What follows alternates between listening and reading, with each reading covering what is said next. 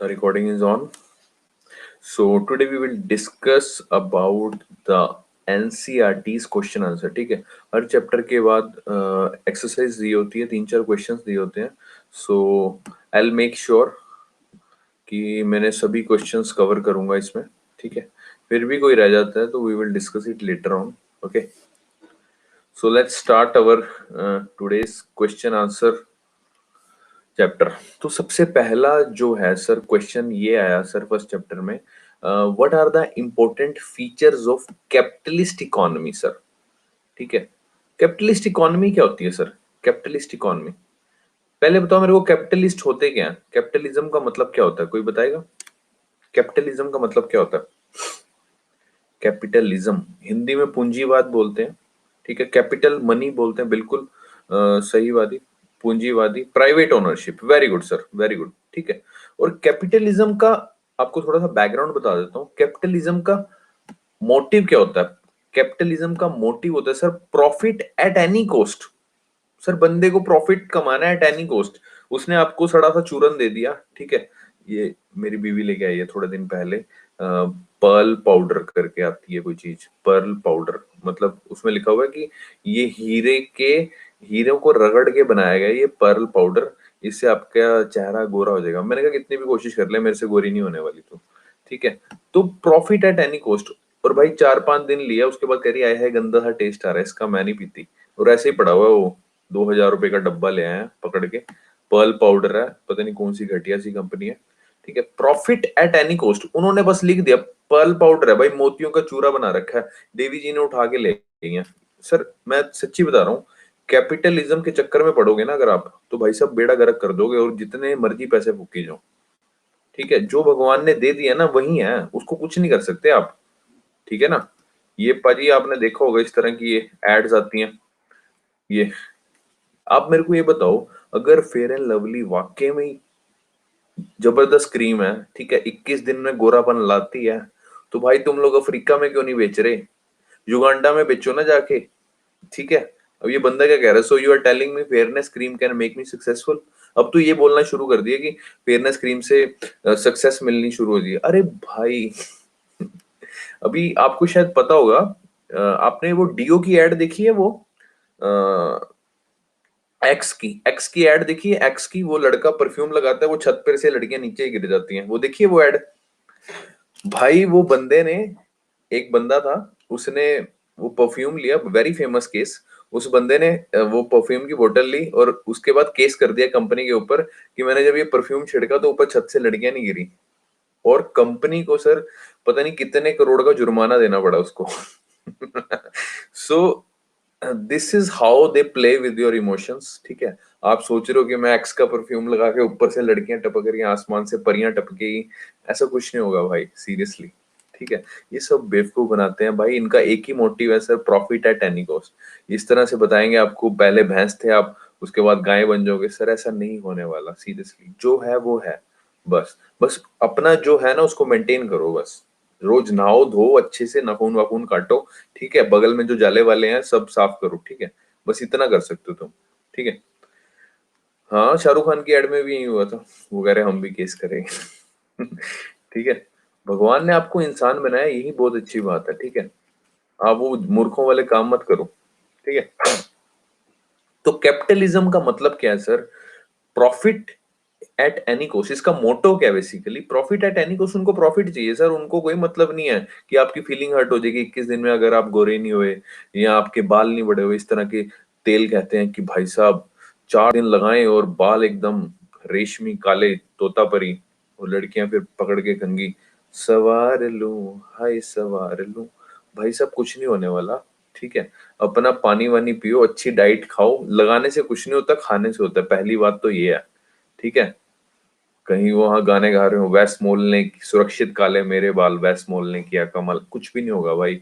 तो समझ आ गया, उनको आपको लुभाना है बेसिकली. ठीक है ना, कैपिटलिस्ट को आपको लुभाना है, आपको ल्यूर करना है, आपको पैम्पर करना है. इस तरह की एड्स में भी इस तरह के लोग लेते हैं.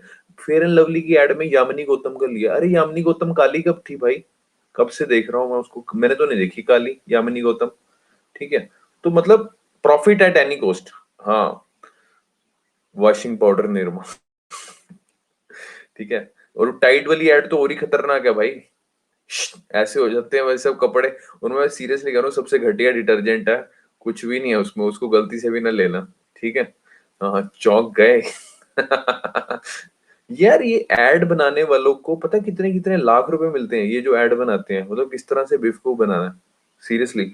एक वो मार्कर की एड देखी है, मार्कर की एड देखी है, वो एक औरत का पति मर जाता है तो उसके पति ने मार्कर से उसकी मांग भरी होती है, तो सारी औरतें उसके मांग ऐसे रब कर रही होती हैं, तो वो रब नहीं होती, ठीक है।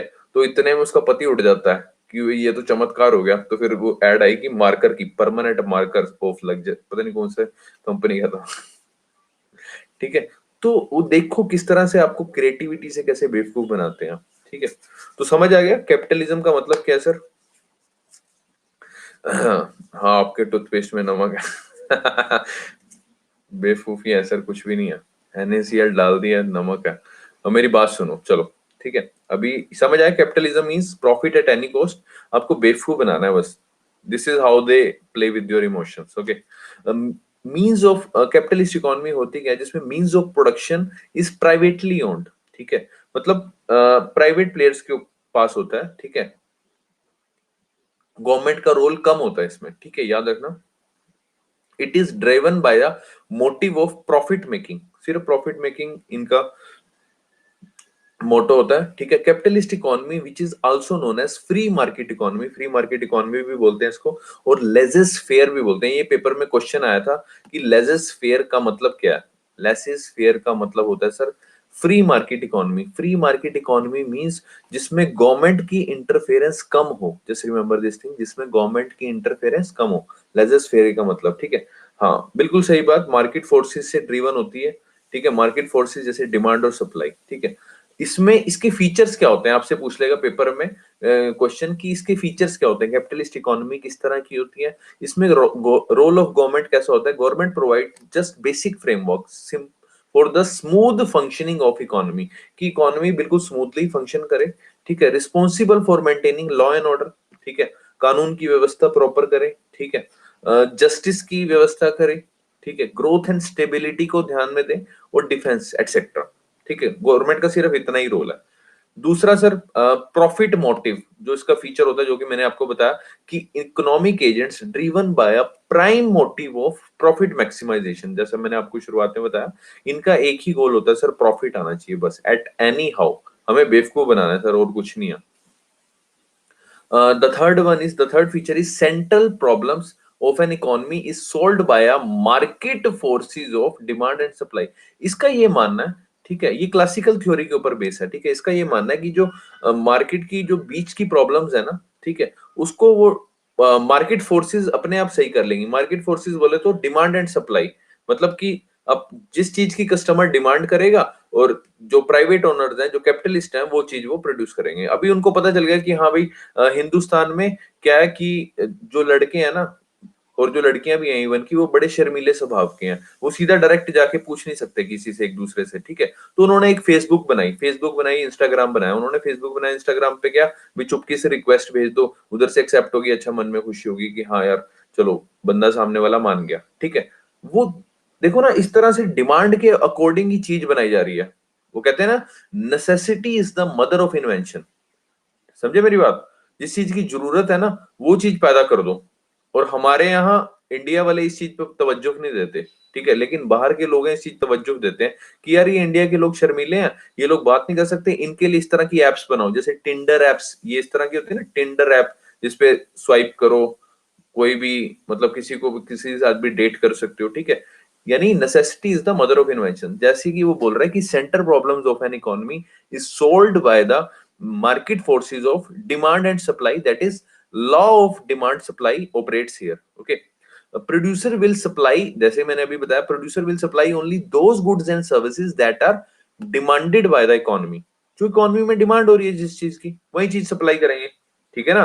अभी जैसे डिजिटल इकोनॉमी इंडिया को बनाया गया, ठीक है, तो व्हाट्सएप ने एक मनी ट्रांसफर का फीचर ले आए इसमें, व्हाट्सएप में, आपको पता है अभी व्हाट्सएप में मनी ट्रांसफर का फीचर आ गया, शायद आपने नोटिस किया हो अगर। हाँ, तो क्योंकि मोदी जी ने क्या बोला कि डिजिटल इकोनॉमी हमें बनानी है, ठीक है, मतलब पैसा कैश तो बिल्कुल ही खत्म कर दो, सारा डिजिटाइज कर दो, ठीक है। तो इस वजह से व्हाट्सएप ने ये फीचर लेके आए, ठीक है, कौन सा, मनी ट्रांसफर का, ओके। उसके बाद है sir role of private sector, जैसे कि मैंने आपको बताया प्राइवेट सेक्टर का ही मेन रोल होता है, प्राइवेट सेक्टर का जो रोल है मोर डोमिनेंट है, ठीक है। मेन रोल किसका रहेगा, प्राइवेट इंडिविजुअल्स और कैपिटलिस्ट्स का। Capitalist means those having capital, जिनके पास पूंजी है, कुछ जमा इकट्ठा किया हुआ है जिन्होंने पैसा वैसा, ठीक है। लेजेस फेयर, अभी मैंने आपको बताया था कि कैपिटलिस्ट इकोनॉमी को लेजेस फेयर भी बोलते हैं। इसका मतलब होता है मिनिमम इंटरफेरेंस और restriction from the government, government का कम इंटरफेरेंस हो और कम रिस्ट्रिक्शन हो गवर्नमेंट द्वारा। दोबारा से देखेंगे कैपिटलिस्ट इकोनॉमी क्या है सर, कैपिटलिस्ट इकोनॉमी जो कि प्राइवेटली ओन्ड होती है सर, इसका मोटिव क्या होता है sir, profit making at any cost, just remember this thing. और कैपिटलिस्ट इकोनॉमी स्ट्रक्चर को लेजेस फेयर भी बोलते हैं, it means free market economy, free market economy जिसमें गवर्नमेंट का हस्तक्षेप या इंटरफेरेंस या रिस्ट्रिक्शन कम हो, just remember this thing. Features क्या होते हैं इसके, रोल ऑफ गवर्नमेंट, पहला क्या होता है कि गवर्नमेंट का रोल बहुत कम होगा, रोल गवर्नमेंट का रोल सिर्फ बेसिक फ्रेमवर्क में होगा जो कि स्मूथ फंक्शनिंग करेगा इकोनॉमी की, जैसे कि लॉ एंड ऑर्डर देखना, ठीक है, जस्टिस को देखना, growth and stability, defence schemes वगैरह ये सब बनाएगी, ठीक है। दूसरा है सर प्रॉफिट मोटिव, मैंने आपको बता दिया, profit at any cost. Third है सेंटर प्रॉब्लम, जो भी होंगी वो अपने आप डिमांड सप्लाई से अपने आप सॉल्व आउट हो जाएंगी, ठीक है। चौथा है sir role of private sector, private sector का रोल ज्यादा रहेगा sir, main role private individual और कैपिटलिस्ट का रहेगा, ठीक है। लेजेस फेयर वही मिनिमम इंटरफेरेंस और रिस्ट्रिक्शन फ्रॉम द गवर्नमेंट, ठीक है। So this is how they frame the questions and they just serve you in the exam, ठीक है। And you have to, if you know that concept कि हाँ यार capitalist economy का ये concept है, तो you can easily write the answer। लेकिन अगर आप हवा में रट्टे मारोगे कि हाँ यार कैपिटलिस्ट इकोनॉमी पता ही नहीं, जब बेसिक मीनिंग ही नहीं पता तो कहां से लिख पाओगे। तभी मैं कहता हूं बच्चों को कि पहले आप फोल्डर इकट्ठा करें। फोल्डर समझते हो, मतलब हिंदी में बोलते हैं वैसे चारा, ठीक है। तो ये चारा एक तरह का आपका एग्जाम के लिए चारा है। अब ये चारा जब काफी सारा इकट्ठा हो जाएगा ना, तब आप लिख सकते हो, समझे। हाँ, रॉ मटेरियल। तो ये हो गया हमारा पहला question, what are the important features of capitalist economy, ठीक है। उसके बाद नेक्स्ट चलते हैं सर नेक्स्ट क्वेश्चन की तरफ। तो भाई साहब वाली गलती नहीं करनी है, भाई साहब समझदार हैं, भाई साहब पूछ रहे हैं कि fairness cream cannot make me successful, okay. Tax तो लगेगा ना सर इस पे, किस पे, अरे कमाल की बात कर रहे हो यार, ये बोला नहीं, ग्रोथ और स्टेबिलिटी, गवर्नमेंट का रोल तो होएगा ही इसमें, गवर्नमेंट टैक्स वैक्स तो लगाएगी। देवी जी क्वेश्चन कहां से लेकर आते हो मैम। चलो, हाँ, तो next sir next important question हमारा कुछ इस प्रकार से है, describe the four major sectors of an economy according to macro economic point of view.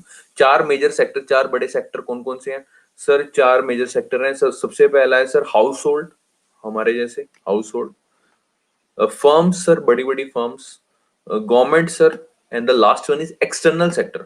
अब कौन सी सेक्टर का क्या काम होता है सर, हाउस होल्ड का काम क्या होता है सर, आप लोगों का क्या काम होता है, खरीदा खरादी करना, buy goods and services for consumption, ठीक है। And they supply the factor of production, factor of production क्या होते हैं, जिनसे प्रोडक्शन हो, ठीक है। जैसे कि लैंड, सपोज करो आपके फादर साहब के पास लैंड है, ठीक है, उन्होंने लैंड दे दी किसी को लीज पे या किराए पे दे दी या लीज पे दे दी, ठीक है। उन्होंने कहा कि भाई आप यहाँ पे क्या कहते हो, मेरी लैंड के ऊपर आप अपनी कंपनी खोल सकते हो, तो बदले में आपके फादर साहब को क्या मिलेगा, बिल्कुल सही, रेंट, ठीक है सर। लैंड का आपको क्या मिलेगा, रेंट मिलेगा। आपने लैंड दी और जो कंपनी वाला है उसने आपको रेंट देना शुरू किया कि भाई साहब ऐसा है 20,000 रुपए मैं रेंट दूंगा आपको, ठीक है।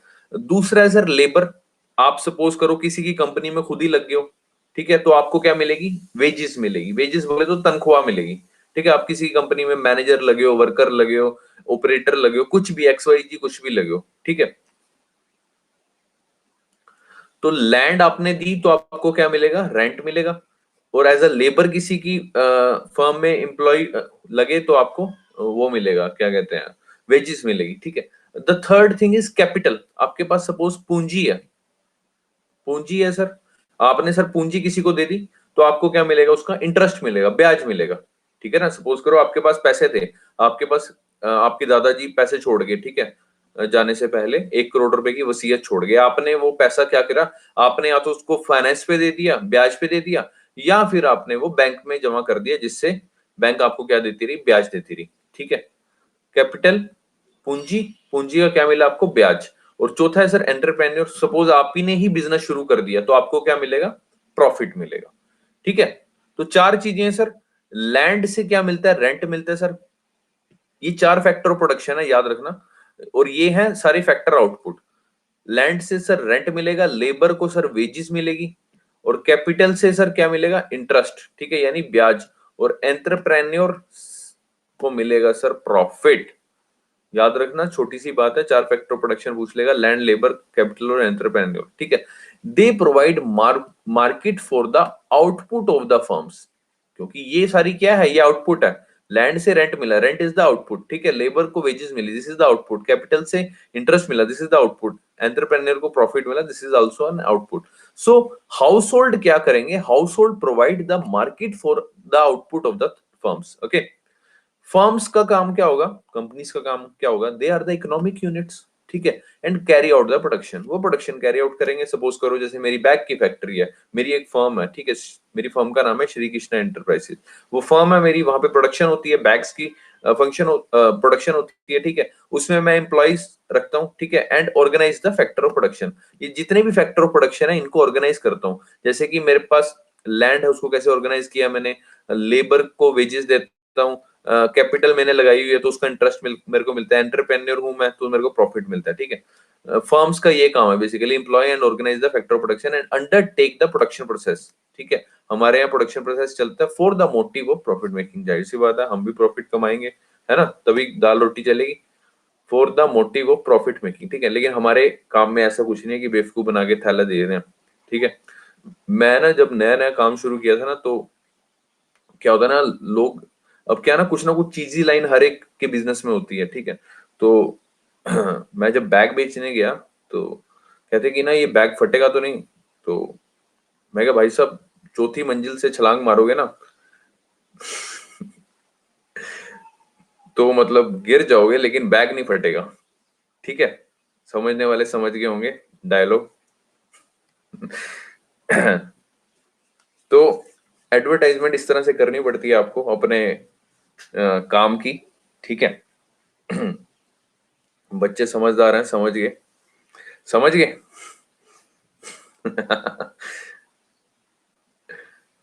चलो, तो और चौथी है सर आपकी गवर्नमेंट। गवर्नमेंट का काम क्या होता है सर, गवर्नमेंट, हाँ, गवर्नमेंट क्या करती है, गवर्नमेंट प्रोवाइड करती है सर लॉ एंड ऑर्डर। ठीक है, कि यार कोई काम खराब ना हो, कोई आपके बिजनेस में उंगली ना करे, या कोई लड़ाई झगड़ा ना हो। ठीक है, ग्रोथ और स्टेबिलिटी हो, पीछे से रॉ मटेरियल के एकदम से दाम ना बढ़ जाए, इन्फ्लेशन को कंट्रोल करना, महंगाई को कंट्रोल करना। ठीक है, government provide the law and order, administrative services, ठीक है, maintain the growth and stability. Main motive to undertake developmental, ताकि सड़कें सही हो, इजिली सामान इधर उधर जा सके। टू अंडरटेक डेवलपमेंटल प्रोजेक्ट्स, जैसे कि डैम्स बनाए, रोड्स बनाए, ओके, मार्केटिंग इंडस्ट्री बनाए। ठीक है, इन्वेस्टमेंट इन एजुकेशन और हेल्थ। इधर ही दे दो।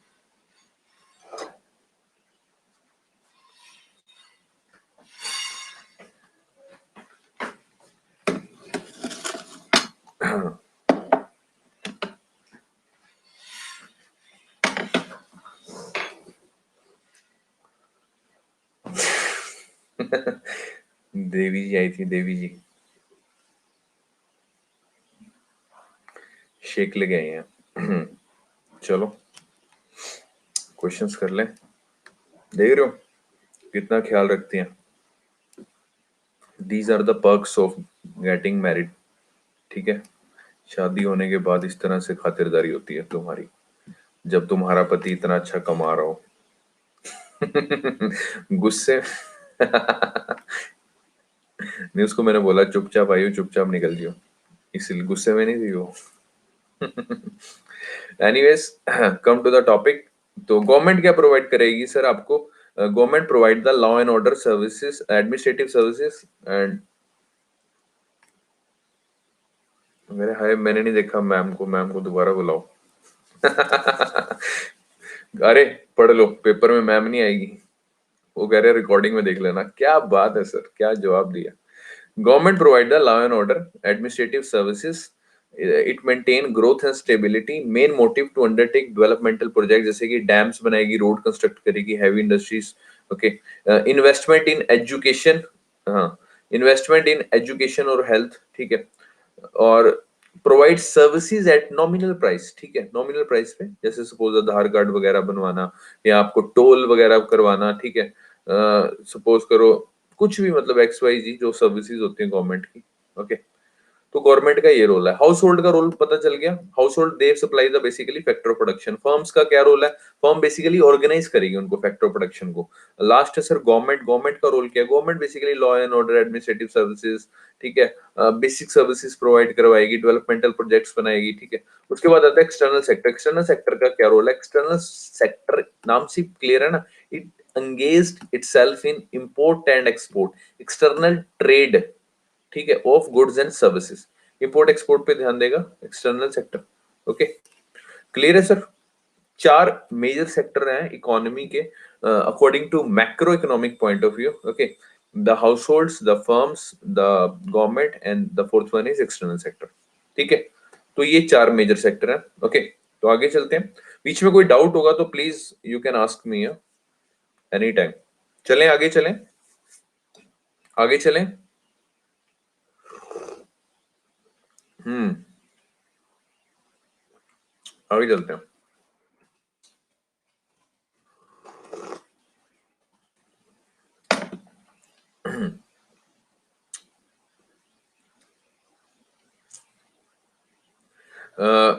नेक्स्ट है सर आपका, क्या क्या लिखा है सोनिया, क्या लिखा है? मैं समझा नहीं। तस्तिल क्या? अच्छा, टेस्ट। जबरदस्त। मैंने ही सिखाया इसको कैसे बनाना है प्रोटीन शेक। टेस्ट क्या? इसमें कोई टेस्ट वेस्ट नहीं होता भाई। प्रोटीन पाउडर डालना होता है, वो अपने आप टेस्ट बन जाता है, ठीक है। कोई तुमने घर में कोई चूरा बना के नहीं उसमें डाला स्पेशल, ठीक है। और मैंने ही सिखाया कैसे बनाना है इसको।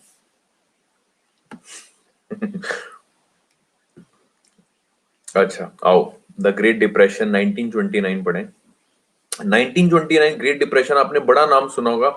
है क्या? ये हुआ क्या था, हुआ क्यों था, इसका क्या कारण था सर? वो डिस्कस करेंगे हम लोग, ठीक है।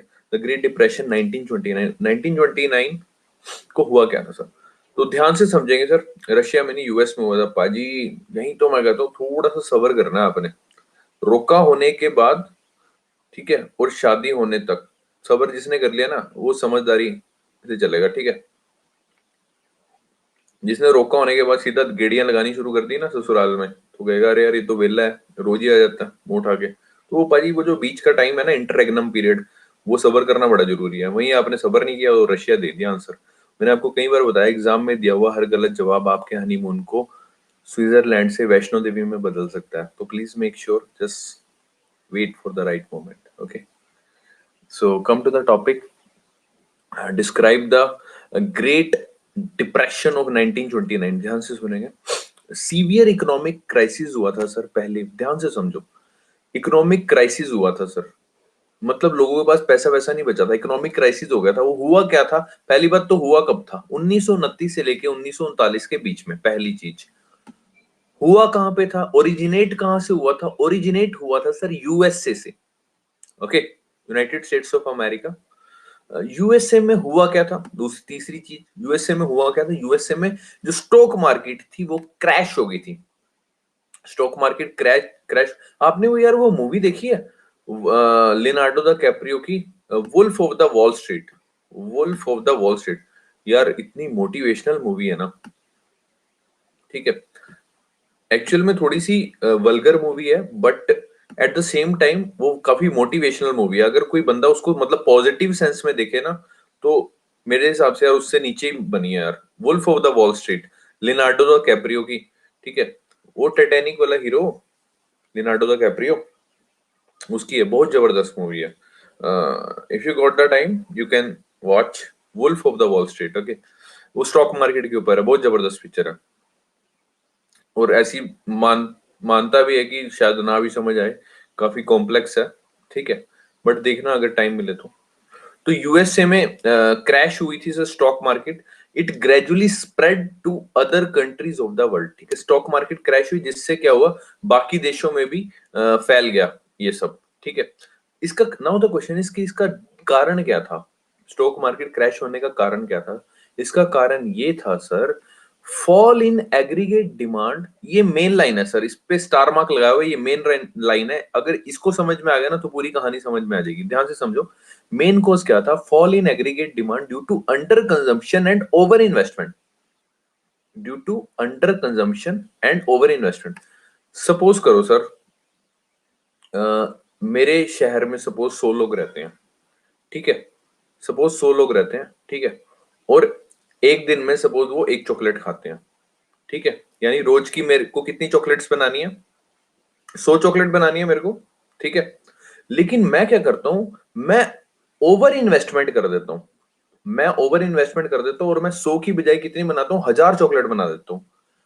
अब मैंने इतनी सारी रोज चॉकलेट, मैंने इतनी बड़ी मशीन ले ली है और उसकी प्रोडक्शन है रोज की 1000 चॉकलेट बनाना, लेकिन मेरे पास बेचने के लिए बंदे सिर्फ कितने हैं? 100 हैं, ठीक है, तो मेरी तो कॉस्टिंग नहीं निकली, तो मैं क्या करूंगा उसमें, यानी कि मेरी तो मैं क्या करूंगा, उसको करूंगा क्या कि मैं अपनी कॉस्टिंग और ज्यादा मतलब कि ताकि मेरे को प्रॉफिट बचे, तो मैं क्या करूंगा, एम्प्लॉयज को आधों को निकाल दूंगा कि भाई ऐसा है कि मेरी तो मशीन अपने आप इतना एक दिन में निकाल देते, मेरे को तो इतने सारे एम्प्लॉयज की जरूरत ही नहीं है। एम्प्लॉयज निकाल दिए, और जब एम्प्लॉयज निकाल दिए, एम्प्लॉयज के पास पैसा नहीं होगा तो वो चॉकलेट कहां से खरीदेंगे? Are you getting my point? कि भाई साहब वो, हाँ ब्रेड का एग्जांपल ले लो, जिसका मर्जी एग्जांपल ले लो, जब उनके पास पैसे ही नहीं होंगे तो वो चॉकलेट भी कहां से खरीदेंगे, ठीक है ना। तो यानी ओवर इन्वेस्टमेंट कर दी, ओवर इन्वेस्टमेंट की वजह से मैंने एम्प्लॉयमेंट खत्म कर दी, और जिससे क्या हुई, अंडर कंजम्पशन, मेरा जो माल था ना वो भी कंज्यूम होना बंद हो गया, जो 100 निकलती थी वो भी नहीं निकली, ठीक है ना। जैसे कि देखो, fall in aggregate demand due to under consumption and over investment, अब इसको ध्यान से समझना, ध्यान से देखो, due to under consumption and over investment stock of finished good start piling up, मेरा स्टॉक बढ़ गया एकदम से चॉकलेट्स का, ठीक है, which led to low price level, ठीक है ना, क्योंकि रल्ले छल्ले ने चॉकलेट की वो लगा ली, क्या कहते हैं, फैक्ट्री लगा ली, ठीक है, जिससे प्राइस लेवल कम हो गया, and consequently low profit level, ठीक है ना।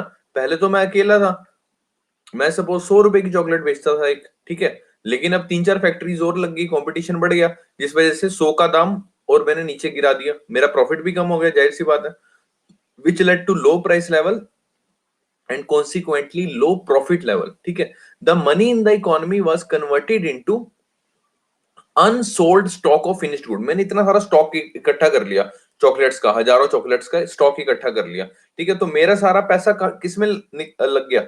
फिनिश्ड गुड में, unsold stock of finished goods में, ठीक है। That led to an acute fall in employment, ठीक है, एम्प्लॉयमेंट में यानी रोजगार में एकदम गिरावट आ गई, and hence income level fail drastically, जो लोगों का रोजगार छीनेगा तो उनकी इनकम तो खत्म होगी ना, ठीक है। तो the demand for good in the economy was low, that the production was lowered leading to unemployment, इसका मतलब क्या हुआ कि गुड्स की डिमांड जो थी वो लो होगी, जिससे क्या हुआ, प्रोडक्शन भी कम होने लगी, ठीक है, विच leading to the unemployment.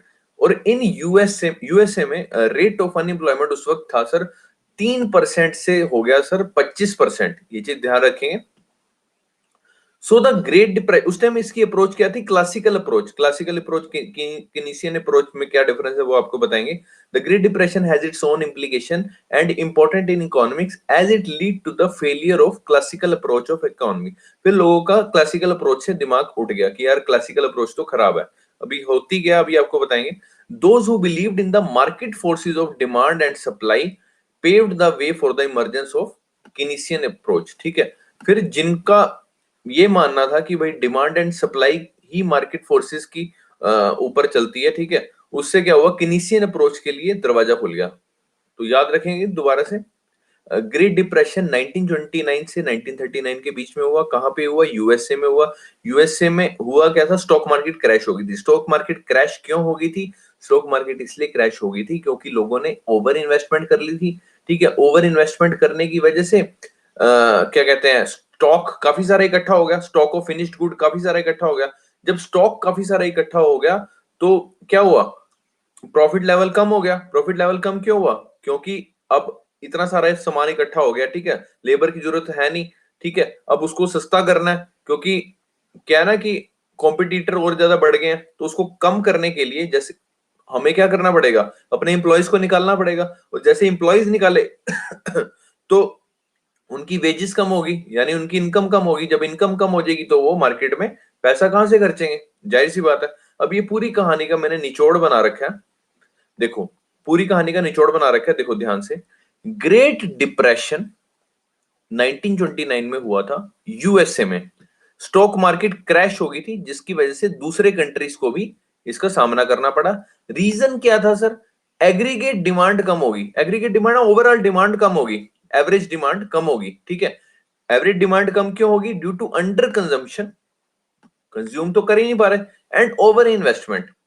Under consumption and over investment, ये हुआ कैसे, अंडर कंजम्पशन और ओवर इन्वेस्टमेंट हुई कैसे, पहले ओवर इन्वेस्टमेंट कर ली, हजारों चॉकलेट्स बना ली, जिसकी वजह से क्या हुआ, stock of finished good increase, मेरा जो चॉकलेट्स का स्टॉक था वो एकदम से बढ़ गया, जिस वजह से क्या हुआ, रिड्यूस इन प्राइस लेवल, ठीक है ना। अब सपोज करो, मैं आपको अपनी फैक्ट्री का एग्जांपल बताता हूँ, हमने ना एक रोल मंगवा लिए थे सस्ते वाले, ठीक है, काफी सारे मंगवा लिए हमने, अराउंड 1-2 टन माल मंगवा लिया, ठीक है, उस टाइम पे मंगवाए थे, ठीक है, काफी सारे इकट्ठा कर दिया स्टॉक। अब हमने क्या किया कि उस टाइम तो बिके नहीं, मतलब शुरुआत में बिक गए, उसके बाद बिके नहीं, तो अब क्या किया हमने, उसका प्राइस लेवल कम कर दिया, भाई फटाफट निकल जाए, ठीक है ना।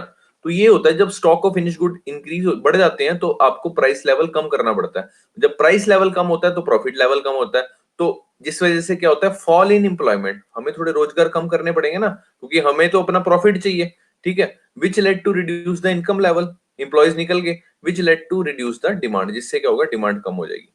ये समझ में आया, ग्रेट डिप्रेशन 1929, ये पूरा निचोड़ है। दोबारा से बताता हूँ, एक सेकेंड, इसमें बताओ कोई डाउट हो तो। बहुत सिंपल है।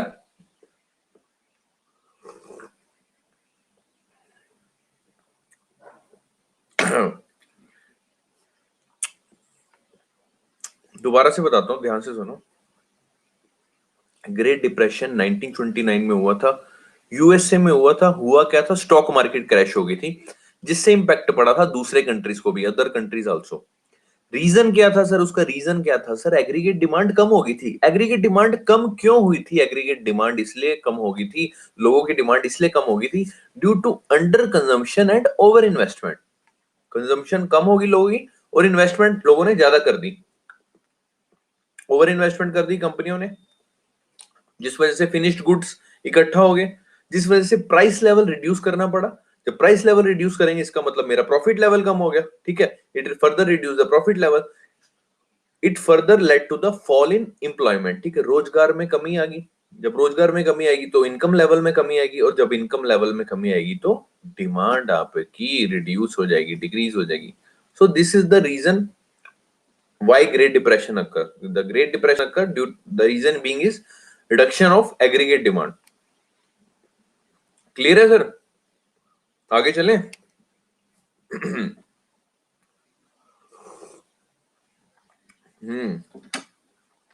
आगे चलते हैं।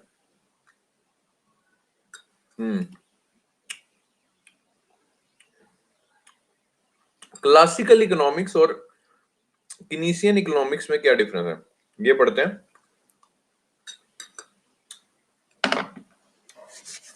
देखो, क्लासिकल इकोनॉमिक्स का क्या कहना था, क्लासिकल इकोनॉमिक्स का कहना था लेसेस फेरे अप्रोच। लेसेस फेरे अप्रोच का मतलब क्या है, जिसमें गवर्नमेंट का हस्तक्षेप बिल्कुल ना के बराबर हो, नेग्लिजिबल हो, ठीक है। क्लासिकल की ये अप्रोच थी, मिनिमम इंटरफेरेंस हो, ठीक है, जिसमें गवर्नमेंट का हस्तक्षेप बिल्कुल कम हो। लेजेस फेयर अप्रोच, वो कहते हैं मार्केट इज परफेक्ट, मार्केट अपने आप में परफेक्ट है, मार्केट को कुछ छेड़ने की जरूरत नहीं है गवर्नमेंट को। लेकिन किनीशियन भाई साहब क्या कहते थे, किनीशियन भाई साहब कहते थे, किनीशियन इकोनॉमिक्स, किनीशियन का कंसेप्ट कब आया आपसे पूछ सकता है पेपर में, after the great depression of 1929। याद रखना, किनीशियन कंसेप्ट कब आया, after the great depression of 1929। Christian कहता था कि भैया मार्केट इम्परफेक्ट है, मार्केट को कुछ नहीं पता, एंड नॉट सेल्फ सस्टेनिंग, अपने आप से सस्टेन नहीं हो सकती, किसी के हस्तक्षेप की जरूरत है। वो कहता है कि क्लासिकल कहता था कि government intervention can only B detrimental, government का हस्तक्षेप उतना होना चाहिए बस हल्का सा, ठीक है। और इसमें कहता है कि government spending to jump start the growth, government की स्पेंडिंग होनी चाहिए ताकि ग्रोथ में एकदम जंप आए। इसमें कहता है government spending is not a major market force, classical कहता था। और इसमें कहता था government policy can influence the demand, ठीक है, गवर्नमेंट की पॉलिसी होनी चाहिए जिससे डिमांड पे इन्फ्लुएंस यानी प्रभाव पड़ेगा। क्लासिकल इकोनॉमिक्स का मानना था creating the long term solution, और किनीस कहता था in the long run we are all dead, इसलिए छोटे छोटे हमें डिसीजंस लेने चाहिए, ठीक है, गवर्नमेंट को पॉलिसीज बनानी चाहिए। वो कहता है कि supply creates it's on demand, तभी तो काम खराब हो गया ना, सप्लाई इतनी ज्यादा इकट्ठी कर ली, इतना ज्यादा रॉ मटेरियल इकट्ठा कर लिया, जिस वजह से क्या हुआ, सप्लाई हो ही नहीं पाई प्रॉपर, ठीक है ना। वो कहता है कि आप स्टॉक इकट्ठा करी जो, ठीक है, बिक अपने आप जाएगा, लेकिन क्या हुआ कि उन्होंने ओवर इन्वेस्टमेंट कर दी जिस वजह से ग्रेट डिप्रेशन हो गया। Supply creates it's on demand, classical economics के अकॉर्डिंग इसने बोला कि consumer income stimulate the demand, जैसा कि हमने अभी देखा कि अगर आपकी इनकम ही कम हो जाएगी, ठीक है, तो आप डिमांड कहां से करोगे। अभी सपोज करो आपकी 50,000 की तनख्वाह है, ठीक है, तो आपकी 50,000 की तनख्वाह है, आपके अलग तरह के खर्चे होंगे। जब आपकी 1 लाख रुपए की तनख्वाह होगी तब आपके उसके हिसाब से खर्च होंगे, जब आपकी 10,000 की होगी तब आपके उसके हिसाब से खर्च होंगे। ऐसे ही होता है सबके पास, है ना। जितनी तनख्वाह होती है, वो कहते हैं जितनी चद्दर उतने पैर पसारने चाहिए, ऐसे ही बोलते हैं ना। आपकी जेब में 100 रुपए है तो उसी हिसाब से आप खर्चोगे ना, कि अगर आपके जेब में 500 रुपए तो आप कहोगे चल यार पिज्जा खा लेते हैं, जब 100 रुपए ही होंगे तो आप कहोगे चल यार दाल रोटी से काम चला लेते हैं, आज कुलचे छोले खा लेते हैं, है ना, ऐसे ही होता है ना। तो ये कहता है कि consumer income stimulate the demand, Keynesian economic concept कहता है, ठीक है। और ये थ्योरी कब फेमस हुई थी, this theory got popularised during industrialisation. आपने देखा होगा इंडस्ट्रियलाइजेशन, जिसको औद्योगिक क्रांति भी बोलते हैं, जिसको इंडस्ट्रियल रेवोल्यूशन भी बोलते हैं, ठीक है, जो कि हुआ था सर 1750s के अराउंड, ओके। तो वो कहता है कि उस दौरान काफी इंडस्ट्रीज खुली थी, ठीक है, कितनी ज्यादा प्रोडक्शन दबा के होनी शुरू हुई थी, ठीक है, बड़ी बड़ी इंडस्ट्रीज बनी थी। तो ये कंसेप्ट तब आया था क्लासिकल इकोनॉमिक्स का। और ये थ्योरी कब फेमस हुई, this theory got famous after the great depression of 1929, याद रखना। समझ आया सर, बिल्कुल सिंपल है। क्लासिकल अप्रोच और केनीसियन अप्रोच में क्या डिफरेंस है, कुछ पूछना है तो प्लीज पूछिए, फिर आगे चलते हैं।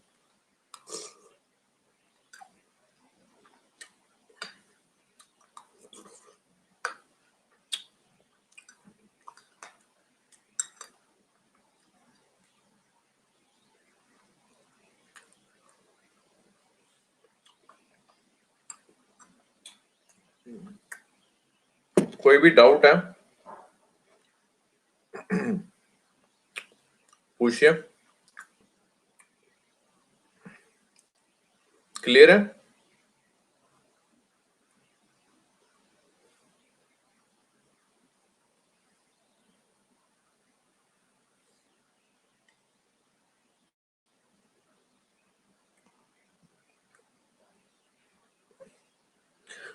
Sir government, okay, second point, वो कहता है government intervention is only with detrimental, means not desirable, ठीक है। मतलब हम जरूरी नहीं है कि गवर्नमेंट का हस्तक्षेप होगा, ठीक है, लेकिन वो कहता है कि किनीशियन में कि गवर्नमेंट की जो स्पेंडिंग नेसेसरी है कि to initiate the jump start of growth, ठीक है ना। कोई भी सपोज करो रॉ मटेरियल की फैक्ट्री लगा दी गवर्नमेंट ने, ताकि या सपोज कोई एक्स वाई जी इंफ्रास्ट्रक्चर में ही इन्वेस्टमेंट कर दी। अब सपोज करो कोई विलेज है, ठीक है, अब उसकी इकोनॉमी को राइज अप करना है, ठीक है, गवर्नमेंट ने क्या करा वहां पे, सपोज करो जैसे अभी यार ये पीछे स्टैचू बनाया ना सरदार वल्लभ भाई पटेल का, इससे क्या होगा, इससे वहां के जो आसपास के इलाके हैं वहां की मतलब की जो ग्रोथ है वो ज्यादा होगी, है ना। द रीजन बीइंग इज क्योंकि वहां पे बहुत सारे क्या आएंगे, अब टूरिस्ट आएंगे, और जब टूरिस्ट आएंगे तो फिर वहां पे कुछ ना कुछ खरीदेंगे, ठीक है ना। तो गवर्नमेंट स्पेंडिंग इसलिए होती है। Sir, government sometimes regulates the money supply. Government does not regulate the money supply. RBI regulate the money supply. Okay. in economy by issuing the bonds. Okay, is it the part of the Keynesian model? Sir आप ना concept कहीं और ले जाते हो। ये दो schools हैं, ये दो स्कूल हैं, अप्रोच है, ठीक है। इसमें गवर्नमेंट किनीशियन अप्रोच में कहा गया, किनीशियन अप्रोच में ये कहा है जहां गवर्नमेंट का हस्तक्षेप हो, that is the part of Keynesian economics, ठीक है। और क्लासिकल में ये बोला गया कि गवर्नमेंट का इंटरफेरेंस बिल्कुल नहीं होना चाहिए, ठीक है। आई थिंक आप यही पूछ रहे हो मेरे ख्याल से कि गवर्नमेंट की रोल होगा, जो गवर्नमेंट का रोल होगा, जैसे बॉन्ड्स वगैरह इश्यू कर रही है ना, तो किनीशियन में ही होगा, जाहिर सी बात है, क्योंकि गवर्नमेंट का मैक्सिमम रोल किनीशियन ने बताया है। और क्लासिकल इकोनॉमिक्स में जैसे मैंने आपको बताया कि गवर्नमेंट का रोल बहुत कम होगा या ना के बराबर होगा, मिनिमम होगा, उसका इतना होगा डेट्रीमेंटल की अनडिजायरेबल, ओके। और क्लासिकल अप्रोच जो थी हमारी इंडस्ट्रियलाइजेशन के दौरान फेमस हुई, पॉपुलराइज हुई, और किनीशियन इकोनॉमिक्स जो थी वो ग्रेट डिप्रेशन के दौरान, ओके। आगे चलते हैं सर।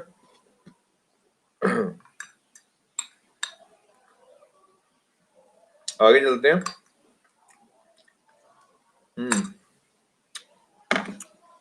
यार एक चीज बताना भूल गया, तुम्हारे साथ शेयर करता हूँ। शायद मैंने एक बच्चे को बताया भी था, शायद लास्ट क्लास में आपको भी बताया हो मे बी। एक ना सफेद पेठा आता है, सफेद पेठा मतलब होता है ग्रीन कलर का, ऊपर ना व्हाइट व्हाइट लगा होता है उसके, ठीक है।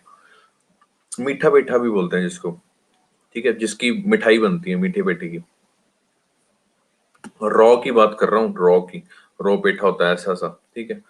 उसका सर अगर आप जूस बना के पियोगे ना, स्पेशली स्टूडेंट्स के लिए है वो, ठीक है। सुबह उठते सार पी लो, थोड़ा इतना बड़ा मिलेगा, ठीक है।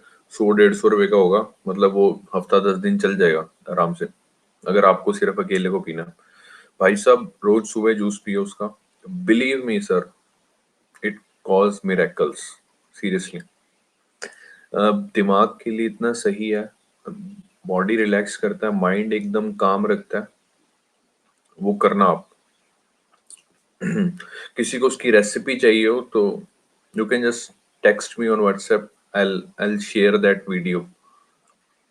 मीठा पेठा, मीठा पेठा, पेठा, पेठे की सब्जी खाते हो आप घर में? एक पेठा होता है जिसकी सब्जी बनती है, और एक मीठा पेठा होता है जिसकी मिठाई बनती है। तो मीठे पेठे का जूस पीना, नमक डाल के, काला नमक और काली मिर्च डाल के, सुबह खाली पेट, नहाने के बाद। या लौकी नहीं यार, शी, लौकी नहीं यार, लौकी लड़की होके तुम्हें लौकी और पेठे में फर्क नहीं पता, मेरे को लड़के होके धनी और पुदीने में फर्क पता। कमाल करते हो यार।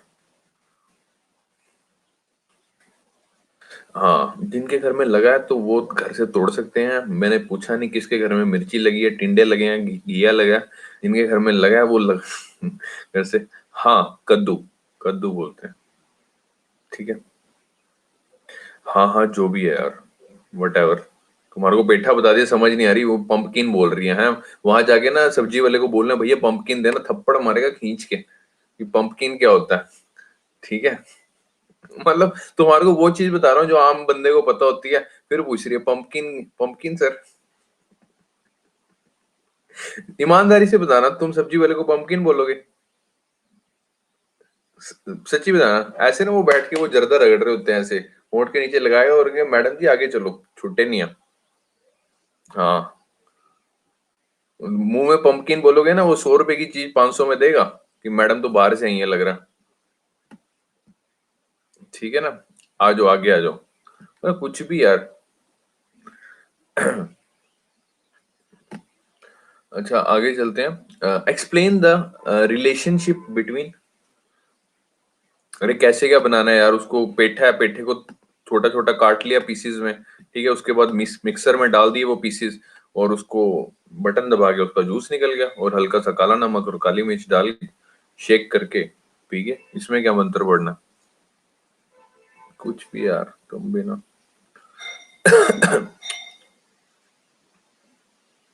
सर ऐसा लग रहा है आपको क्या? अच्छा, मैं यार जूस कह रहा हूँ, ये कह रहा है चटनी बनानी है। ओ यार रहने दो यार, तुम ना पियो जूस, इधर आ जाओ। तुम तो यार सही में बड़े तगड़े वाले हो। Explain the relation, explain the relationship between government डेप्ट एंड गवर्नमेंट डेफिसिट। गवर्नमेंट डेप्ट और गवर्नमेंट डेफिसिट में क्या अंतर है सर? ये डिस्कस करेंगे सर। गवर्नमेंट सर, सिंपल सी भाषा में आपको बताता हूँ सर, अपनी लाइफ अपने ऊपर एग्जांपल मारता हूँ, ठीक है, ताकि आपके ऊपर लगेगा तो आप हर्ट हो जाओगे। सपोज करो सर, मेरी 10,000 रुपये तनख्वाह है, मेरी 10,000 रुपये तनख्वाह है। मेरी बीवी का खर्चा 15,000 रुपये। मेरी तनख्वाह कितनी है? रिसिप्ट, रिसिप्ट मतलब रिसीव हो रहा है कुछ, रिसिप्ट मतलब रिसीव हो रहा है, रिसीव क्या हो रही है मेरे को? तनख्वाह। टोटल रिसिप्ट कितनी है मेरी? मेरी तनख्वाह कितनी है?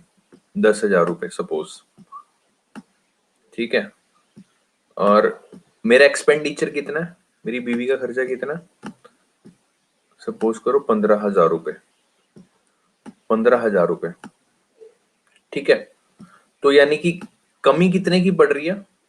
कमी कितने की पड़ी? 5,000 की। वो 5,000 क्या हुआ? डेफिसिट हुआ। डेफिसिट मतलब कमी, ओके। वगैरह एक दिन की, हाँ, एग्जाम्पल ले रहे हैं, एग्जाम्पल, ठीक है। डेफिसिट मींस कमी, ओके। तो डेफिसिट कितने का हुआ सर? डेफिसिट हुआ सर हमारे को 5,000 रुपए का। डेफिसिट हुआ सर मेरे को कितने का? 5,000 रुपए का। दोबारा से समझेंगे। मेरी रिसिप्ट, मेरी तनख्वाह थी 10,000 रुपए, एक्सपेंडिचर मेरा 15,000 रुपए, डेफिसिट यानी कमी कितने की हुई? 5,000 रुपए। अब सर मैंने क्या किया? मैंने सर 5,000 रुपए किसी से उधार मांग लिए। सपोज करो मैंने अपने फ्रेंड से मांग लिया। सपोज करो राम नाम का मेरा फ्रेंड है कोई, उससे मैंने 5,000 रुपए क्या ले लिया? 5,000 रुपए क्या ले लिया? कर्ज ले लिया, कर्ज। कर्ज को अंग्रेजी में क्या बोलेंगे सर? Date, okay. डेट ले लिया सर, डेट, कर्ज, कर्ज चढ़ गया सर मेरे ऊपर, मेरे ऊपर कर्ज चढ़ गया, डेप्ट चढ़ गया, ठीक है। क्लियर है सर? मेरी तनख्वाह थी 10,000 रुपए, एक्सपेंडिचर 15,000 रुपए, कमी कितनी हुई? 5,000 रुपए। अब मैंने किसी से भीख मांग ली अपने दोस्त से, तो 5,000 रुपए का मेरे ऊपर क्या चढ़ गया? डेट चढ़ गया। सिमिलरली सर, गवर्नमेंट डेफिसिट कब होता है? गवर्नमेंट डेफिसिट तब होता है सर जब excess of total expenditure over total receipt of the government, यानी एक्सपेंडिचर जब आपका ज्यादा हो जाएगा तभी डेफिसिट होगा ना।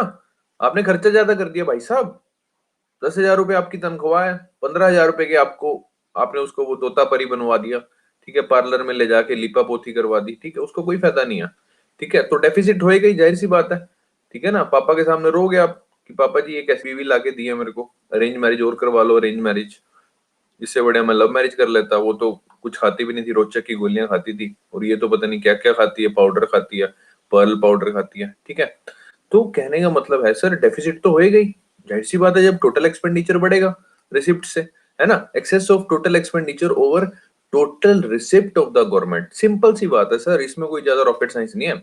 Where as government deficit is the amount of liability owned by the government to the public और फॉरेन और अदर इंस्टीट्यूशन। अब जाहिर सी बात है, गवर्नमेंट डेफिसिट को पूरा करने के लिए गवर्नमेंट की लाइबिलिटी बढ़ जाएगी, लाइबिलिटी यानी देनदारी बढ़ेगी, क्योंकि उस डेफिसिट को तो पूरा कर रहे हैं। आपने वो पर्ल पाउडर तो खरीद लिया, अब वो पर्ल पाउडर वाला घर में देने आएगा पार्सल, उसको पैसे तो देने पड़ेंगे ना। वो तो आपको कहीं से भीख मांगनी पड़ेगी। भीख किसने मांगी? किससे मांगी? आपने अपने दोस्त से मांगी। तो सिमिलरली गवर्नमेंट ने भी भीख मांगी, गवर्नमेंट ने भी एक्सपेंडिचर ज्यादा कर दिया था, गवर्नमेंट ने किससे भीख मांगी? गवर्नमेंट ने पब्लिक से मांगी। पब्लिक से कैसे मांगेगी? गवर्नमेंट टैक्स ज्यादा कर देगी, गवर्नमेंट फॉरेन से मांग लेगी, वर्ल्ड बैंक से लोन ले लेगी, ठीक है। अदर इंस्टीट्यूशंस, और भी कई सारे इंस्टीट्यूशन है जहां से भीख मिल सकती है गवर्नमेंट को, ठीक है। आपके भी कई सारे दोस्त हैं, कई सारे रिश्तेदार हैं, ठीक है, जो आपको भीख दे सकते हैं, ठीक है। So it depends on your deficit. यानी डेफिसिट का मतलब क्या हुआ? जब आपके पास कमी हो जाएगी, जब डेफिसिट होगा, तब आपका डेट बढ़ना लाजमी है सर। जाहिर सी बात है सर, आप लेके आए हो, उसको खर्चा तो उठाना पड़ेगा, है ना, क्योंकि मुन्नी बदनाम हुई डार्लिंग तेरे लिए। अब मुन्नी बदनाम तो हो ही चुकी है, अब मुन्नी का खर्चा तो उठाना ही पड़ेगा ना, नहीं तो वो नमुन्नी बन जाएगी। तो और आप चाहते नहीं कि वो नमुन्नी बने, तो इसलिए मुन्नी मुन्नी बने रहे, तो उसके ऊपर खर्चा करना ही पड़ेगा सर। आपको उसको तोतापरी बना के ही रखना पड़ेगा, अदरवाइज जनता आपको जीने नहीं देगी। This is what I am trying to say. So government deficit is excess of total expenditure over total receipt of the government, whereas government deficit is the amount of liability, देनदारी, liability बोलो तो देनदारी, owned by the government to the public or foreign or other institution. It means government deficit का मतलब क्या है sir? Increase in the debt of the government, यानी कि जो कमी है इसका मतलब क्या है? गवर्नमेंट डेफिसिट का मतलब क्या है? It increase in the debt of the government. If government continues to borrow to finance deficit, it led to the additional debt. ठीक है, अगर गवर्नमेंट इस चीज को कंटिन्यू करेगी, बाहर से भीख मांगती रहेगी, तो इससे क्या होगा? गवर्नमेंट के ऊपर क्या चढ़ेगा? Additional date. तो समझ आ गया गवर्नमेंट डेट और गवर्नमेंट डेफिसिट में डिफरेंस? समझ आ गया? Very simple, very logical. कुछ ना समझ आया हो देख लो सर, तुम्हारे समझाने के चक्कर में अपनी बीवी की कितनी बचाता हूँ, फिर मत कहना कि समझ नहीं आया।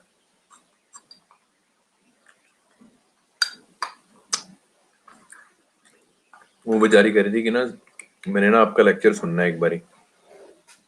उसने लेक्चर सुन लिया ना, कान में से आग निकल जाएगी, उसके खून भी ना निकल जाए। तो समझ लिया करो यार, आराम से हैं, इतना मत मेरे को जानबूझ के उकसाया करो।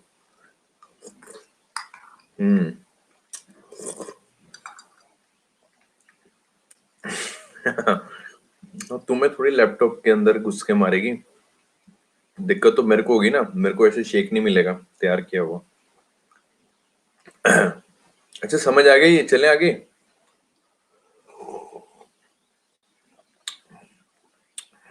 मैम ने तुम्हें ऐसे लैपटॉप में से शराब दे देना।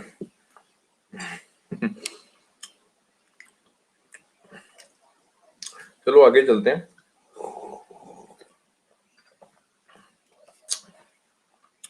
समझ आ रहा है सभी को? कोई दिक्कत तो नहीं आ रही?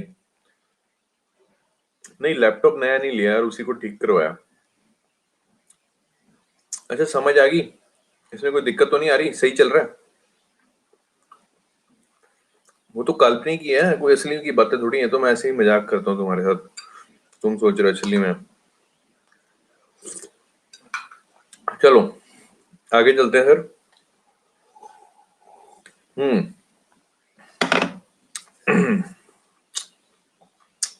नेक्स्ट क्वेश्चन है सर जो पूछ रहा है वो,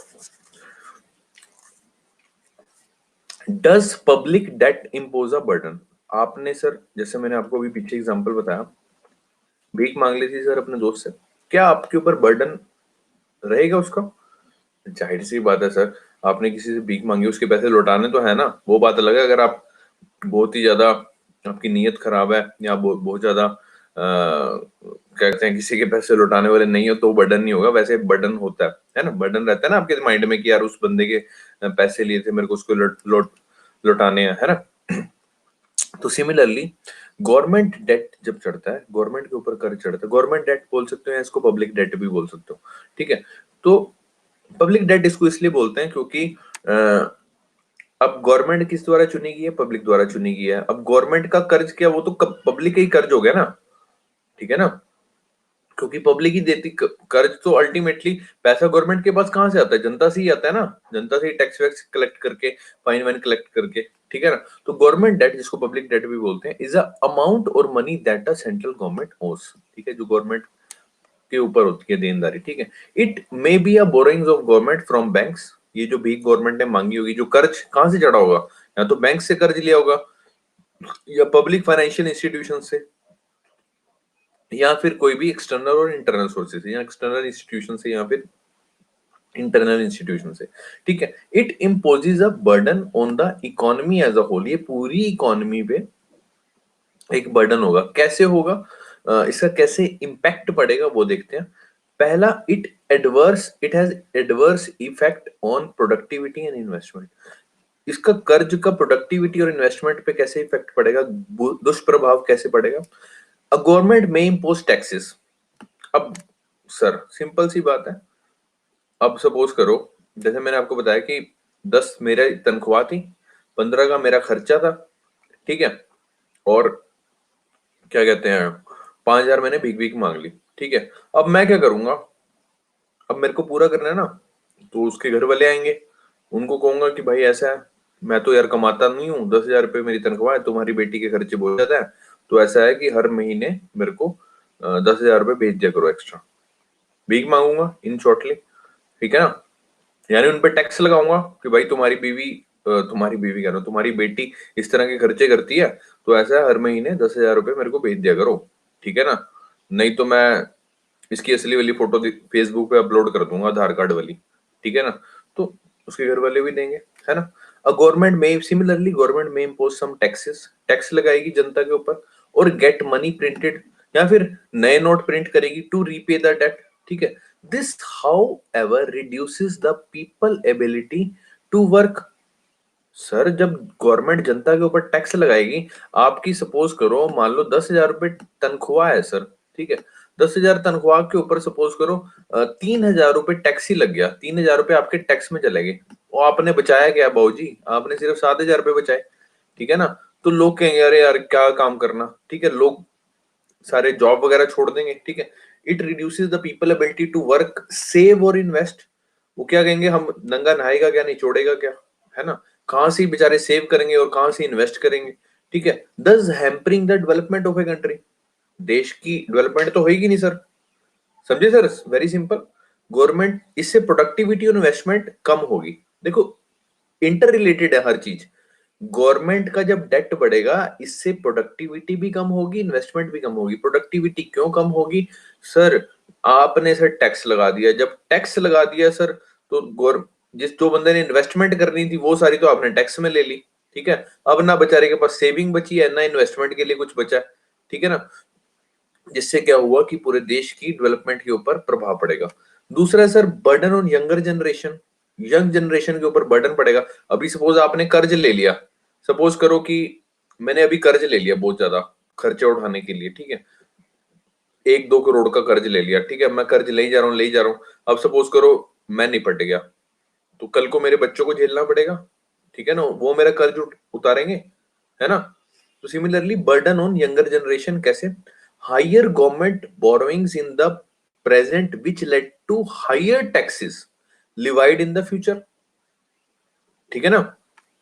आप गवर्नमेंट ने क्या किया, गवर्नमेंट ने बोरोइंग्स ली, ठीक है। अब सपोज करो उधार ले लिया, अब गवर्नमेंट को कहीं ना कहीं से तो चुकाना है, अब वो कैसे चुकाएगी, जनता के ऊपर टैक्स लगा के, ठीक है। In order to repay the past obligation the government imposes taxes on the younger generation, lowering the consumption, जिससे कंजम्पशन और कम हो जाएगी, ठीक है। सेविंग्स भी कम हो जाएगी, इन्वेस्टमेंट भी कम हो जाएगी, ठीक है। Hence the higher public debt has negative effect on the welfare of the younger generation. याद रखेंगे, वेरी सिंपल। यंगर जनरेशन के ऊपर इफेक्ट कैसे पड़ेगा सर, गवर्नमेंट को डेट उतारना है, कर्ज उतारना है। कर्ज कैसे उतारेगी सर, टैक्स लगाएगी। टैक्स किस पे लगाएगी सर, फ्यूचर जनरेशन पे लगाएगी। जिससे क्या होगा कि फ्यूचर जनरेशन ना ही इन्वेस्ट कर पाएगी, ना ही कंजम्पशन कर पाएगी, ना ही सेविंग कर पाएगी, ठीक है। जिसका क्या होगा, नेगेटिव इफेक्ट पड़ेगा on the welfare of the younger generation. Just remember this thing. और क्या होगा sir, lower the private investment, very important point sir, बहुत ध्यान से सुनना। इससे प्राइवेट इन्वेस्टमेंट भी लोअर कम कैसे होगी, government attracts more investment by raising rate of interest और बॉन्ड्स और सिक्योरिटीज।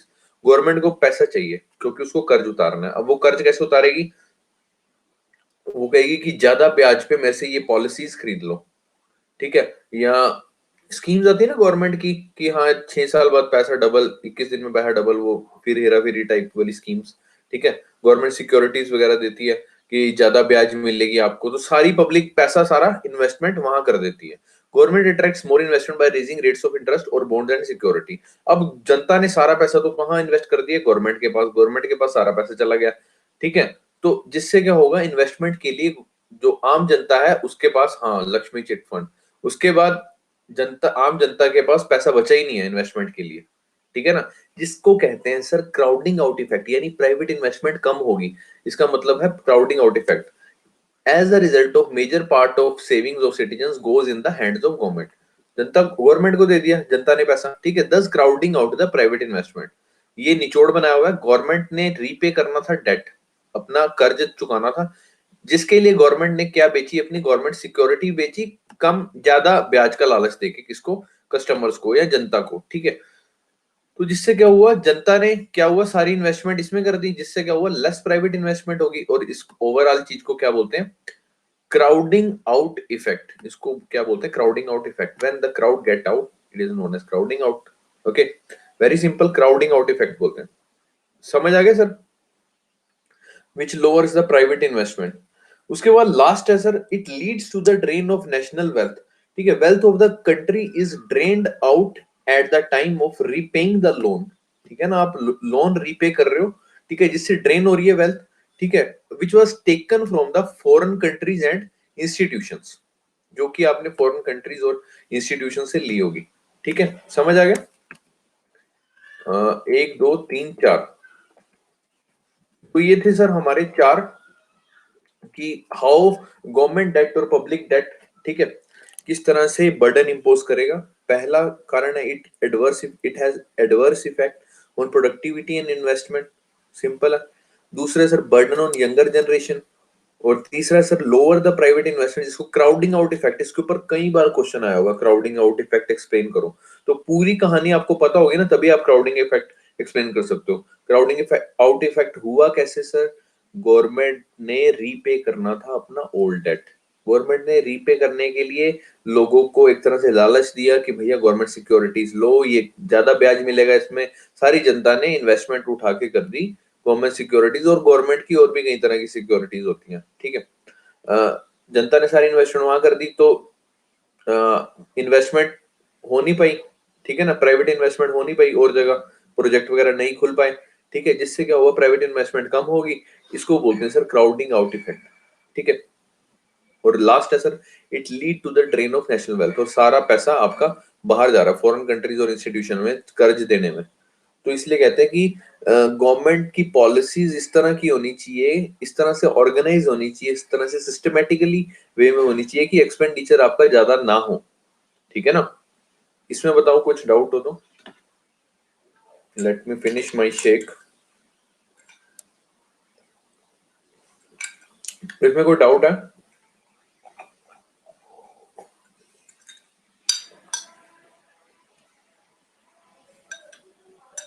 अरे सो गए क्या?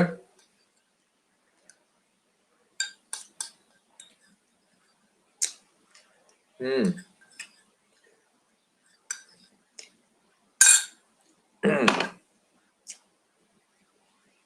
ठीक है सर, आगे चलते हैं।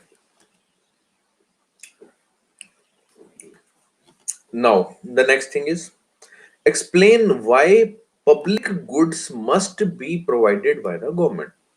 वो कहता है कि एक्सप्लेन करो कि भाई पब्लिक गुड्स क्यों प्रोवाइड करने चाहिए गवर्नमेंट को। मतलब गवर्नमेंट को क्यों जनता की ऐसे सेवा करनी चाहिए, क्यों ऐसे पब्लिक गुड्स, समझ गए, मतलब जिसको हर कोई यूज कर सके, मतलब पूरी जनता यूज कर सके, उसको पब्लिक गुड्स बोलते हैं। ठीक है, पब्लिक गुड होते क्या है, पहली बात, public goods are non rival and non excludable. Non rival का मतलब क्या होता है, मतलब कि consumption by one individual does not affect the consumption of another individual. For example, government ने पार्क बनाया हुआ, ठीक है, गवर्नमेंट ने पार्क बनाया हुआ, वहां पे हर बंदा सैर कर सकता है, हर बंदा जॉगिंग कर सकता है, हर बंदा एक्सरसाइज कर सकता है। ठीक है ना, आप ये नहीं कह सकते कि यार ये नहीं करेगा या वो नहीं करेगा। ठीक है ना, नॉन राइवल यानी consumption of bye one individual does not affect the consumption of another individual. ठीक है ना, आप ये नहीं कह सकते यार ये तो गवर्नमेंट ने बनाया पार्क, ये 4 बार सैर कर रहा है दिन में, ये तो ज्यादा सिक्स पैक एब्स जल्दी निकल जाएंगे और मैं नहीं कर पा रहा। ठीक है, इससे कोई फर्क नहीं पड़ता, क्योंकि गवर्नमेंट बोलता है आपने 4 बार सैर करनी है, आप भी निकाल लो अपने एब्स। ठीक है, दूसरा सर, नॉन एक्सक्लूडेबल होते हैं। नॉन एक्सक्लूडेबल मतलब कि सबका साथ सबका विकास, means no individual can be excluded from using the goods, जैसे कि पार्क्स, सड़कें। आप ये नहीं कह सकते कि यार ये फलाना बंदा सड़क पे नहीं आएगा, ठीक है, यहाँ से तो मैं ही गुजर सकता हूँ। गवर्नमेंट हॉस्पिटल सबको मतलब इक्वली ट्रीट किया जाएगा। ठीक है ना, जो इलाज का खर्चा गरीब के लिए, वही इलाज का खर्चा अमीर के लिए। ठीक है, सेम। ठीक है, उसके बाद है, these goods must be provided by the government because of the following reason. वो कहते हैं ये गुड्स गवर्नमेंट द्वारा प्रोवाइड करवाने जाने चाहिए, उसके कुछ कारण है। उसके क्या कारण है? पहला कारण ये है, the benefits of public goods can be easily enjoyed by anyone without affecting the consumption of other individuals if there arises market failure. वो कहता है कि जो इन गुड्स का बेनिफिट है वो हर बंदा इंजॉय करता है, ठीक है, बिना अफेक्ट किए दूसरे की कंजम्पशन को, ठीक है। If there arises a market failure, for example suppose करो अब अच्छे जिम नहीं खुल रहे, सपोज करो अच्छे जिम नहीं खुल रहे मार्केट में, तो गवर्नमेंट ने पार्क्स बनाए हुए हैं, आप पार्क में जाओ, सैर कर लो, व्यायाम करो, जॉगिंग करो, रनिंग करो, ठीक है, तो उस केस में हेल्प करेंगे, ठीक है। या फॉर एग्जांपल वो कहते हैं ना कि यार प्राइवेट हॉस्पिटल्स में खर्चा बहुत ज्यादा है, तो आप गवर्नमेंट हॉस्पिटल में इलाज कराओ। आप कहते हो कि सब सर प्राइवेट इंस्टीट्यूशंस में फीस ज्यादा है, तो आप गवर्नमेंट कॉलेज से अपना ग्रेजुएशन करो, वहां पे कम फीस होती है, ठीक है ना। जितनी आपकी प्राइवेट स्कूल्स में या प्राइवेट क्या कहते हैं, जितने भी बड़े बड़े कॉलेजेस हैं, वहां पे जो फीस लगेगी, जो आपकी सरकारी में लगेगी, उसकी तो वर्गी तो रीस ही नहीं है ना। वो कहते हैं if there arises a market failure. दूसरा है sir, if there is a link between producer and consumer becomes non functional necessitating government interference through public provision, for example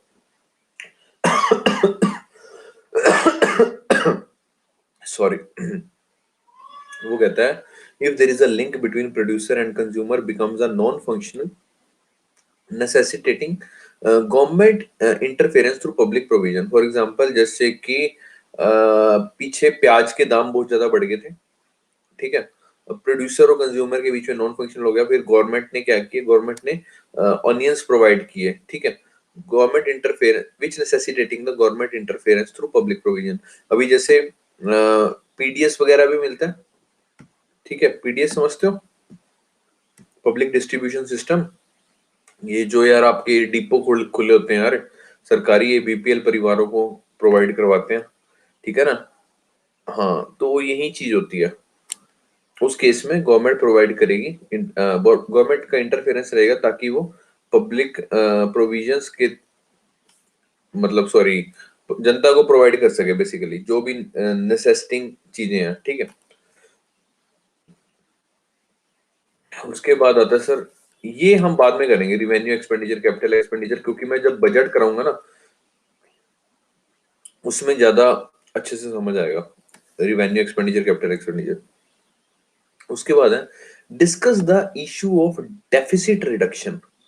deficit reduction का मतलब क्या है, यानी वही वाला एग्जांपल, मेरी 10,000 तनख्वाह थी, 15,000 मैंने खर्चा कर दिया, तो ये जो कमी हुई है, ये जो 5,000 रुपए का डेफिसिट आया, इसको रिड्यूस कैसे करेंगे। जाहिर सी बात है, दो ही हो सकते हैं, या तो एक्सपेंडिचर अपना कम करूं, है ना, एक्सपेंडिचर या तो बीवी का कम करूं या अपनी तनख्वाह बढ़ाऊं, इंक्रीज द रेवेन्यू। गवर्नमेंट के पास भी दो ही ऑप्शन है, या तो एक्सपेंडिचर कम करेगी या इंक्रीजिंग द रेवेन्यू। एक्सपेंडिचर कम कैसे करेगी, the expenditure of government should be decrease by making government activities more planned and effective, ठीक है ना, प्रॉपर प्लानिंग करें।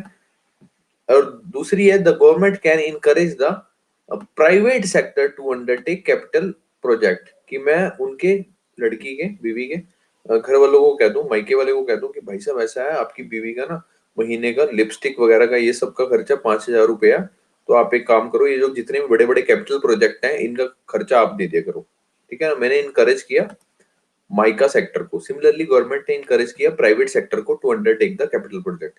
Capital means that long term projects, okay.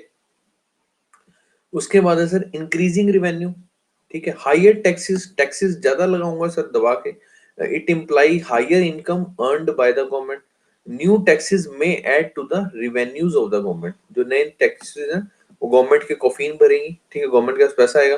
Government also can shares of PSUs, PSU बोले तो public sector disinvestment भी कर सकती है to increase its revenue. Suppose करो गवर्नमेंट कंपनीज हैं बड़ी बड़ी, ठीक है, तो गवर्नमेंट कंपनीज इसकी शेयर्स बेच सकती है, ठीक है, जिससे गवर्नमेंट के पास पैसा आएगा। मतलब गवर्नमेंट को इंक्रीजिंग रिवेन्यू मतलब गवर्नमेंट को पैसा बढ़ाना है, अपनी आमदन बढ़ानी है। आमदन कैसे बढ़ाएगी, या तो टैक्सेस बढ़ा के, या नए टैक्सेस लगा के, या फिर वो कह रहा है पब्लिक सेक्टर अंडरटेकिंग, जो भी गवर्नमेंट कंपनीज हैं उसकी शेयर्स वगैरह सेल करके। Government can sell shares of PSUs, very simple. इसमें कोई डाउट हो, इसमें कोई डाउट हो। हाँ, ये समझ आ रहे हैं सारे, मतलब कोई दिक्कत तो नहीं आ रही। तो बाकी कल करें हम लोग, तो हमारी कल की क्लास में हमारा ये इकोनॉमिक्स खत्म हो जाएगी। ये जो एनसीईआरटी है इकोनॉमिक्स की, जो मैंने आपको शुरू से कहता आया हूँ, वो खत्म हो जाएगी। इसमें कोई डाउट तो नहीं है? आई थिंक बड़ा सिंपल इजी वे में आपको बताया गया। पक्का ना?